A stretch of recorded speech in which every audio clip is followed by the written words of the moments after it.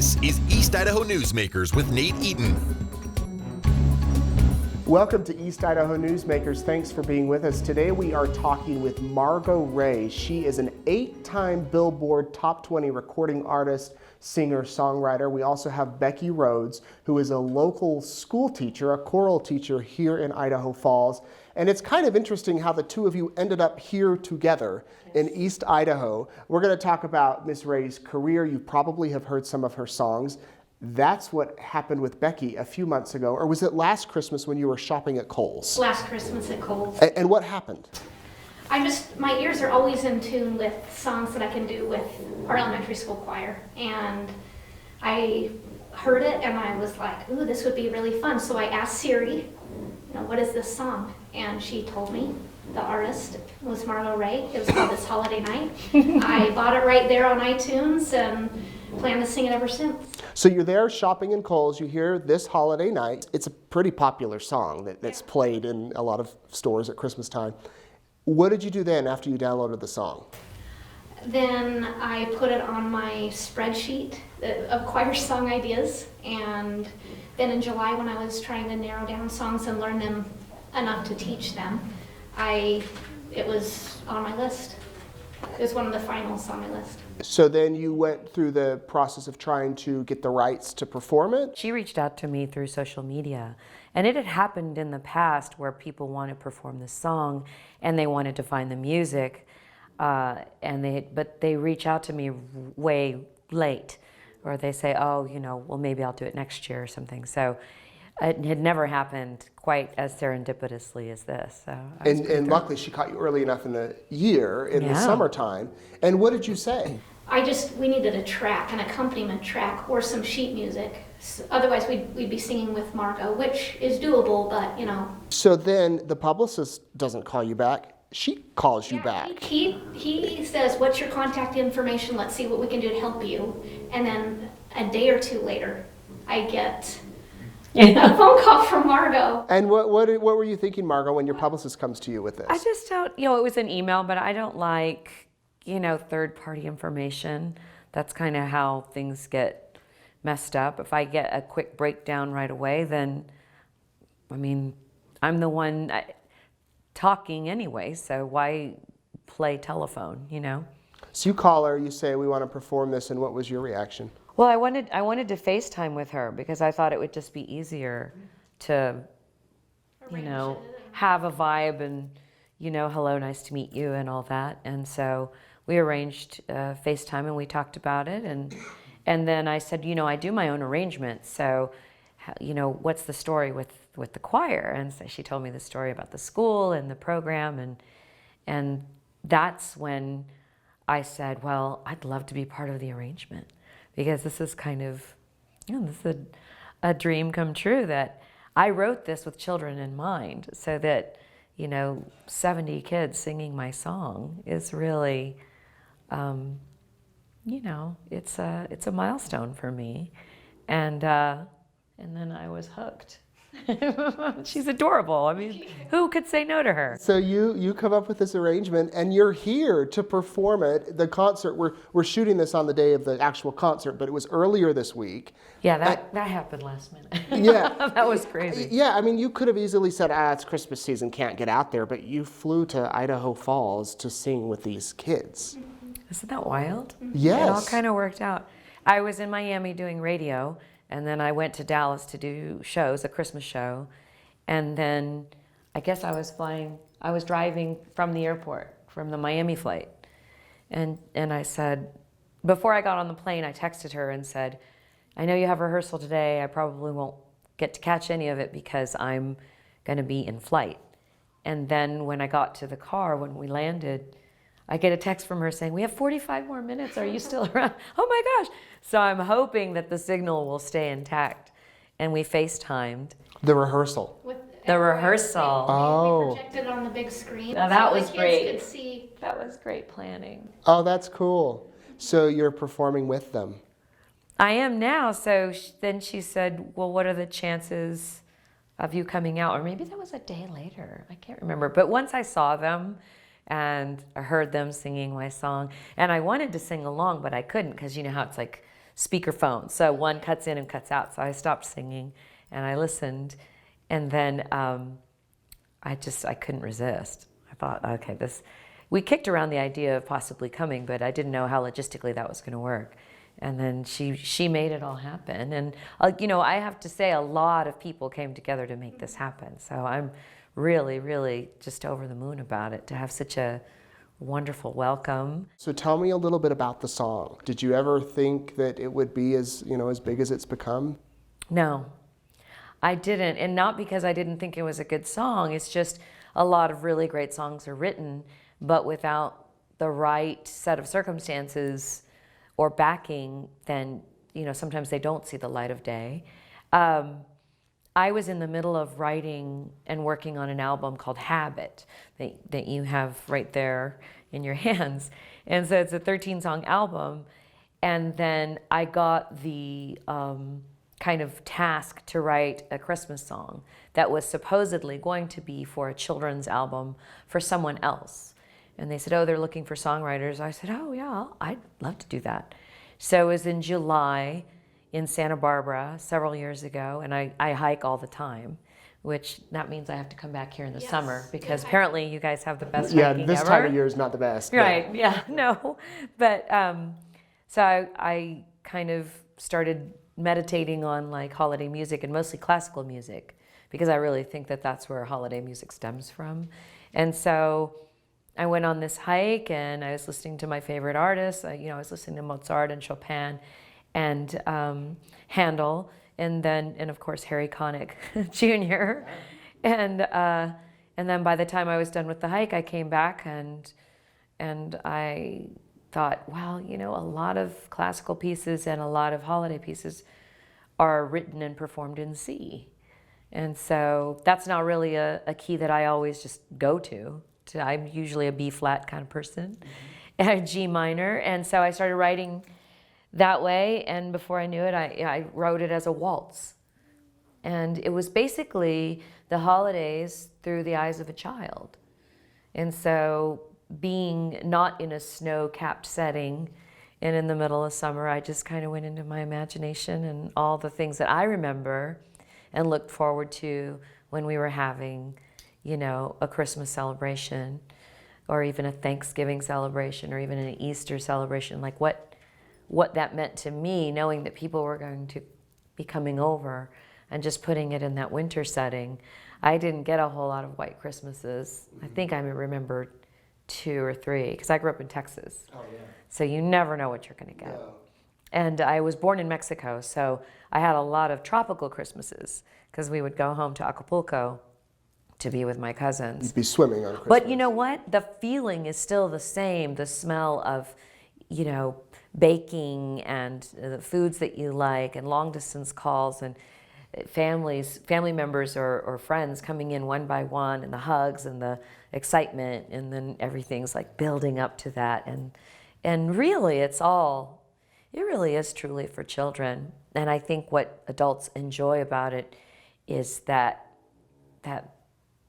magical feeling of like, of just the closeness and maybe remembering what it's all really about. Now, have you written other Christmas songs? No, I have never. So just this is the one? This is the one, and it became a hit. And so it was the most played independent Christmas song of the last, 7 years now. But Christmas music charts in a different way. You only have charts for like 1 or 2 years. And then they you either score high and make it into like what's a classic, or you don't, and then you might be in like some kind of rotation because, people do need content. And so this it was in the top 5. Yeah. That's very impressive. So I've heard other interviews with songwriters and how you can write and write and write for years, and you just hope somebody picks up your song. Somebody big picks up your song, and then once you get a big hit, it might become a little easier for you. What has your experience been as a songwriter, but you also perform some of your own music, as you mentioned, you know, albums here, and you're active on social media. What has it been like for you in your career? Well, I performed this holiday night. That's also what was so surprising. It's your voice. Yeah, and so I launched, anyway, the idea of this Christmas album for children actually never manifested. The person, I guess, didn't do it or whatever, and I thought, well, I have this anyway. So I was in the middle of recording and trying to present Habit, which wasn't finished. So I stopped what I was doing and wrote this holiday night, and then I got this Christmas bug, so then I did 2 other arrangements of Christmas songs. I did one of Silent Night that's more of like a groovin', like happy, moving along, kind of a Marvin Gaye feel of Silent Night, and then I did a beautiful jazz rendition of Toyland. And so that's why the album is an EP. There's only 3 songs on the album. It's not because I was being stingy, it was just because I was in the middle of delivering another full-length album for my record company. And so I was broken on adult contemporary radio, pop, AC, which is like no one gets broken on those genres, you know, breaks out, I should say, not broken, broke out.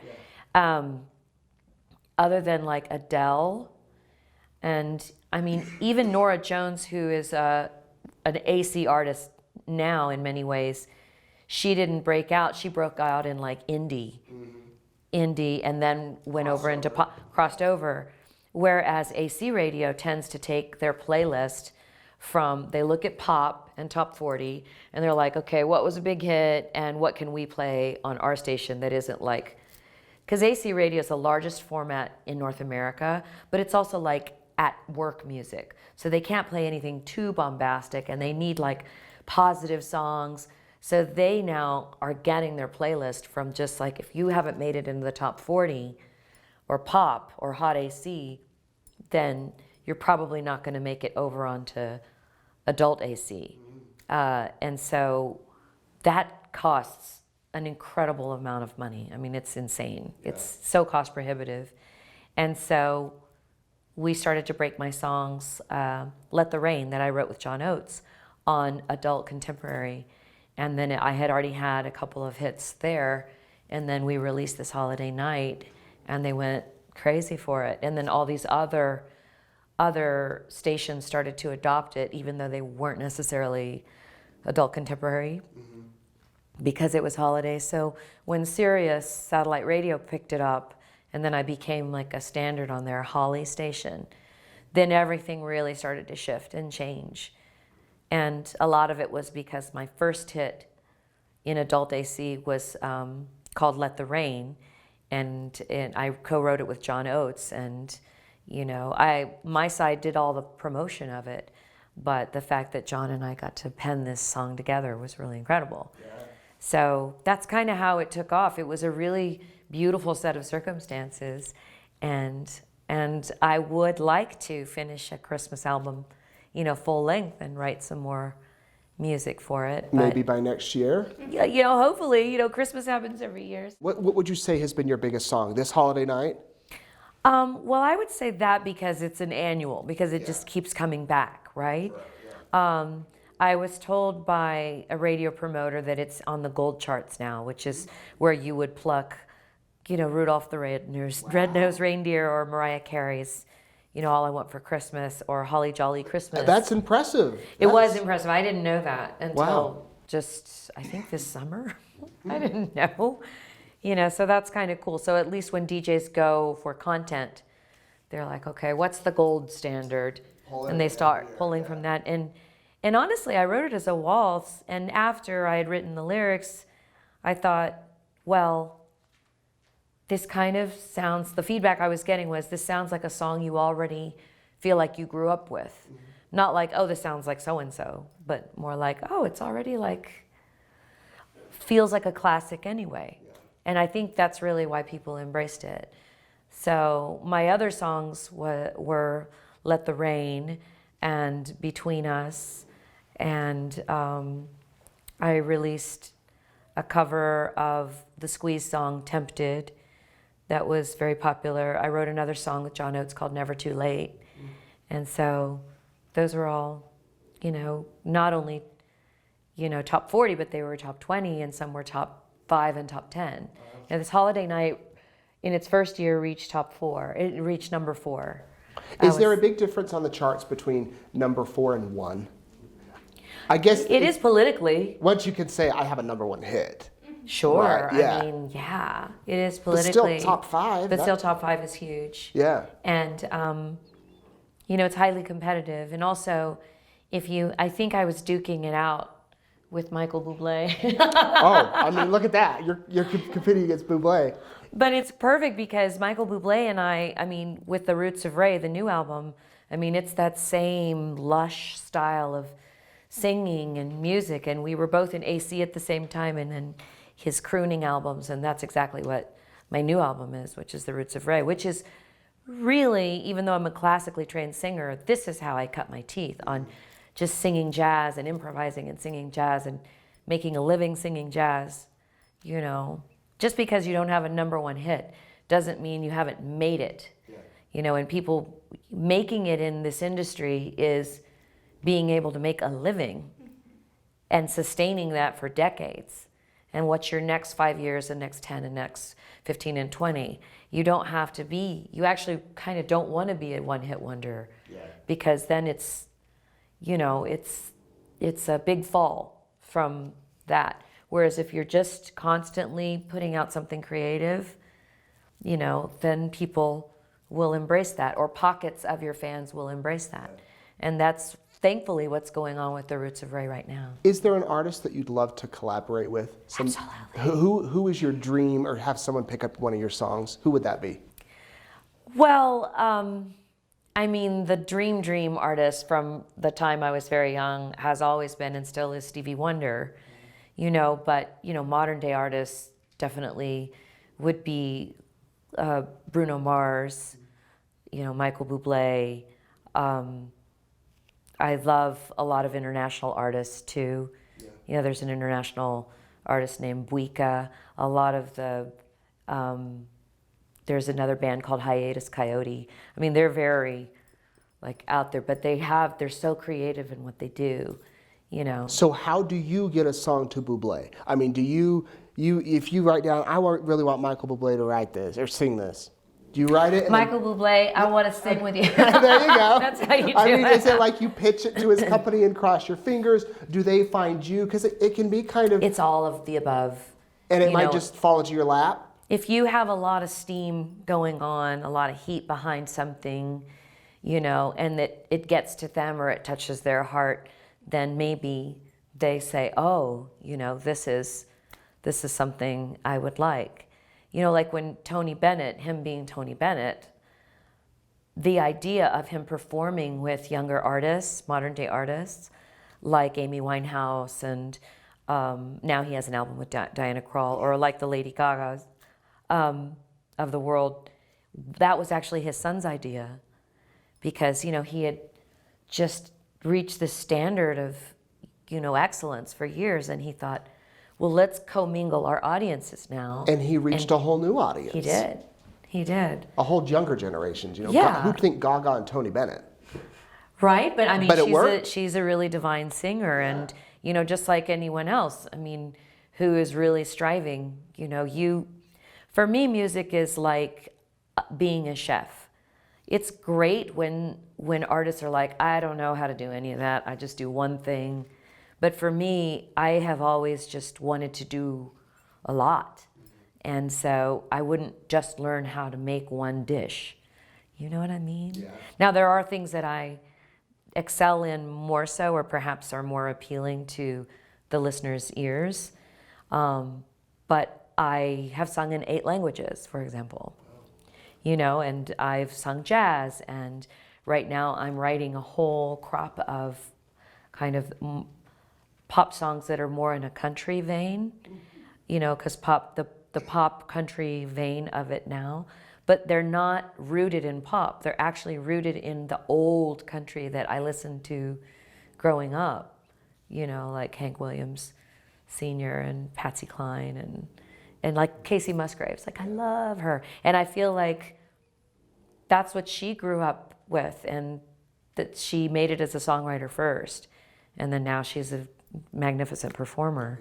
Yeah. Becky, have you had special guests before? Probably not at this magnitude. Oh, that's sweet. Definitely on a smaller scale, like my brothers come and sang with us, and Okay. a friend.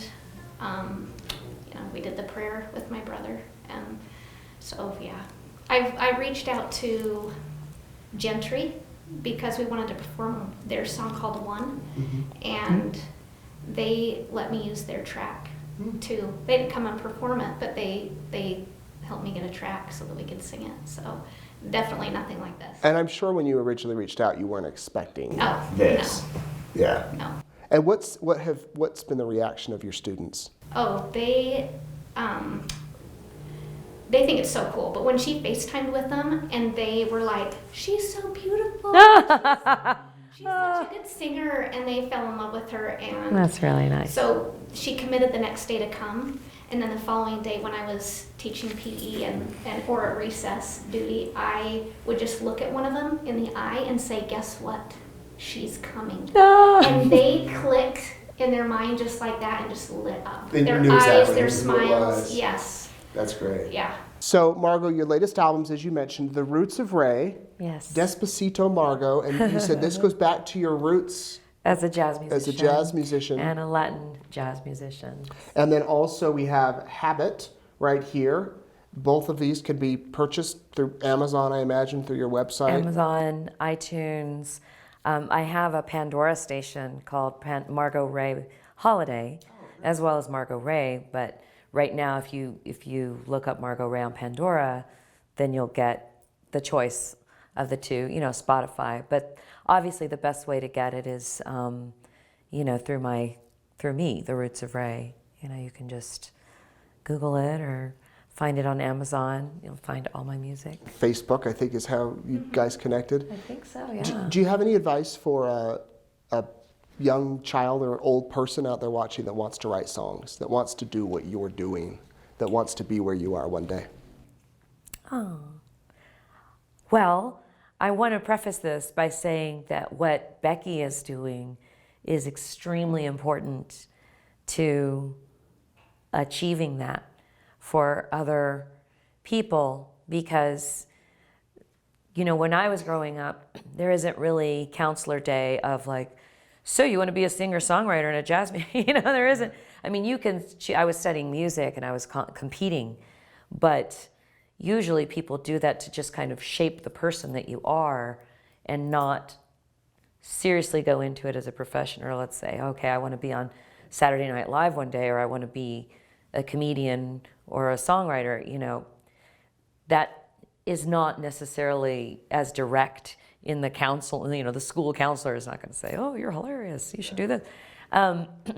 So what Becky is doing is providing, a mentorship and a creative outlet for them to be inspired, whether they have no musical ability or all the musical ability or creative ability, because they something blossoms in them because, I've been entrusted to sing this song, and now I've got to memorize lyrics, and now I've got to breathe where she says, and now I have to do this, and it really shapes that. And so what I would say to an older person obviously wanting to do it is, if they've never been able to do it because they raised a family or whatever, get in a choir. There's always like community choirs that you can get into to just sing. If all you want to do is sing, then just go somewhere to sing, or find a group of friends on Meetup or whatever, one of those apps to do like karaoke night for fun.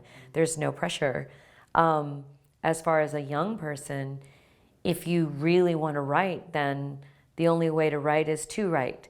So always have your journal or your smartphone with you, something that will take down those ideas. I get a lot of my ideas when I'm driving or when I'm doing something meditative like hiking. I'm not really, of course I'm watching where I'm going, but I'm not thinking. I don't have to think. Your mind kind of goes somewhere else. So I have to have something to like, I'll get inspired by a lyric, and so it has to go somewhere. And so I'll either sing it over and over, and then I'll record it into my phone. I have to have something with me at all times, and I can't write down lyrics when I'm driving because I would be wrong. So, you know, anything that gets you to that point, and then pretty soon, if you think of, you know, a few lines a day, or a poem a day, or a stanza a day. Somebody from the Berklee College of Music said, you're gonna write a lot of bad songs. They don't all have to be great. You're gonna just write instead of stop, oh, that's stupid, you know what, you know, just quiet that inner voice, you know, get rid of the gremlins, quiet the inner voice and just write. And then sometimes when you, and don't read it right away, come back to it a few weeks later, and then you might be able to pluck out, that's a good line, that goes over here, you know, and then just, or just, you know, creative writing is also a good way. I've been doing a lot of creative writing to free up my lyrical writing because I was judging. I was trying to write lyrics. I'm like, you know, and that's no way to be creative and open. Yeah. So I started to do other kinds of write. You know what I mean? I think all art is collective. Like for me, if I want to create something beautiful, then I want to go see something beautiful. So I'll go to the Getty, you know, in LA and go to an exhibit, or I'll watch documentary. Good advice for anybody out there hoping to do what you have done. Margo Rey, thank you so much for stopping by. Thank you so much. Becky Rhodes, thank you for stopping by. Before we go, would you mind singing a line or two of a Christmas song? All right, here we go. Clock tower chimes as I watch through my window. Snowflakes are scattered like dandelion fur, eagerly waiting for guests to arrive. Music is playing this holiday night. Cheers. Happy holidays. Thanks for watching.